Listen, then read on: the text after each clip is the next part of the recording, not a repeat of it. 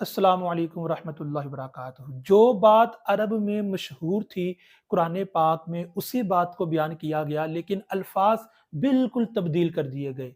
عرب لوگ کہتے تھے القتل انفی للقتل، کہ قتل قتل کی نفی کرتا ہے، یعنی قتل قتل کو روکتا ہے۔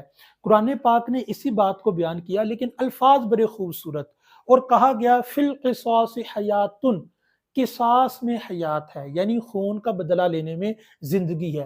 تو اب ان دو باتوں کو ہم نے موازنہ کرنا ہے، کیونکہ قرآن پاک تو ایک چیلنج ہے۔ قرآن پاک میں تو اللہ تعالیٰ فرماتا ہے کہ اگر تمہیں قرآن پاک میں ڈاؤٹ ہے تو ایک آیت لے کر آ جاؤ قرآن پاک جیسی۔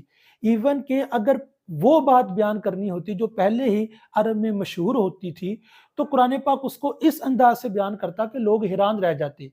تو باتیں دونوں سیم ہیں، لیکن الفاظ زمین آسمان کا فرق ہے الفاظ میں۔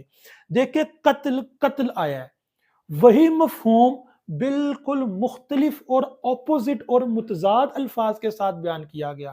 عرب لوگوں نے تو کہہ دیا کہ قتل قتل کی نفی کرتا ہے، قتل قتل کو ختم کرتا ہے۔ مطلب کہ اگر کوئی قاتل ہے اور قاتل کو پھانسی دی جاتی ہے، تو جب پھانسی دی جائے گی تو پھر کوئی بھی بندہ ہمت نہیں کرے گا کہ اب قتل کرے، کیونکہ اس کو پتہ ہے مجھے پھانسی ہو جائے گی۔ تو قتل قتل کو روکتا ہے، بات ٹھیک ہے، لیکن قرآن پاک میں کہا قصاصی، قصاص میں فی القصاصی، قصاص میں حیات ہے، زندگی ہے۔ تو کہنے کا مطلب یہ ہے کہ سیم میننگ ڈیفرنٹ ورڈز، مفہوم بالکل ایک جیسا لیکن الفاظ بالکل تبدیل۔ اور کمال کی بات یہ ہے کہ قتل قتل یہاں پر آیا ہے اور یہی مفہوم بیان کیا گیا لفظ حیات کے ذریعے، حالانکہ قتل موت کے مترادف ہے۔ تو عرب لوگوں نے جو چیز قتل اور موت کے الفاظ کے ذریعے بیان کی، قرآن پاک میں وہی چیز لفظ حیات کو استعمال کر کے بیان کر دی گئی۔ نمبر دو، کہا جاتا ہے خیر الکلام ما قل و دل، بہترین کلام وہ ہوتا ہے جو قلیل ہو، پر دلیل ہو، کم ہو لیکن معانی زیادہ ہو۔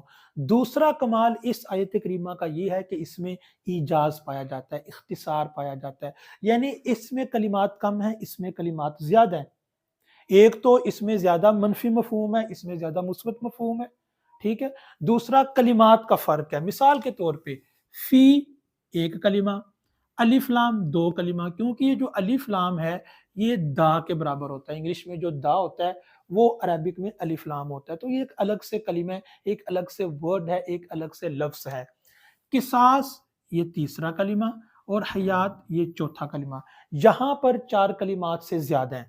الف لام ایک کلمہ، قتل دو کلمہ، انفا تیسرا کلمہ، انفا کے اندر پھر ہوا ضمیر بھی ہے جس کو آپ پروناؤن کہتے ہیں، چوتھا کلمہ، پھر لام آ گیا پانچواں کلمہ، اور پھر قتل آ گیا چھ کلمہ۔